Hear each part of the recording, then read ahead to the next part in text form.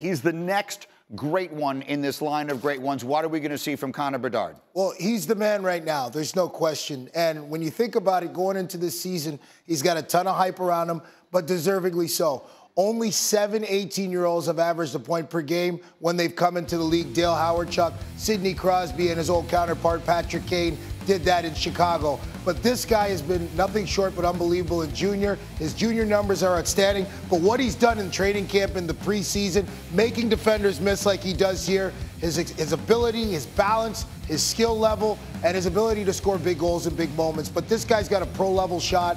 I think he's going to have a real opportunity to have an impact early. He's going to Chicago, a team that needs it, a city that needs it. And to put it in perspective, it was tough to get a ticket just to get into the building at the United Center for preseason to watch this guy play. So there's a ton of hype around him, but he's shown so far that the sky's the limit. The Blackhawks owned that town for about a decade stretch there when they were so really good. This could give a real shot in the arm that they desperately need. Let's move around a little bit again. Season starts tonight. You'll see Bedard and you'll see Sidney Crosby.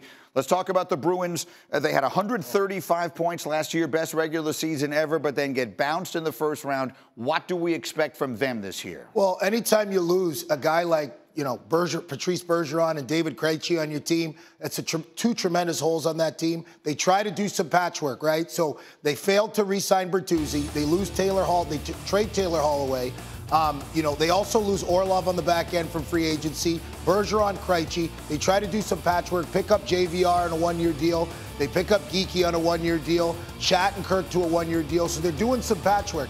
Listen, is it possible for them to repeat as President's Trophy winners? Of course, but it's unlikely. I think when you lose those types of guys, you're still good in net. They got solid defense, but it's tough to replace those players. And I think that for them, they went through a lot of adversity at the start of the year with some key injuries to Charlie McAvoy and some big-name guys. They were able to get through it and still win the President's Trophy. But I don't think it's going to happen this year. So we're at the very beginning. Let's go all the way to the end. Give me your Stanley Cup final right now. I got Vegas. I mean, you got to beat the champs. You want to be the champs, you got to beat the champs. They only lost one player last year in Riley. I think this team is poised. They have the experience.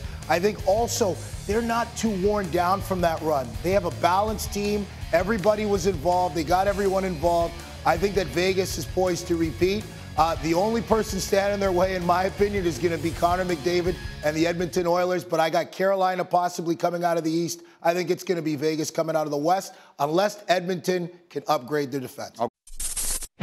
Thanks for watching ESPN on YouTube. For live streaming, sports, and premium content, subscribe to ESPN+.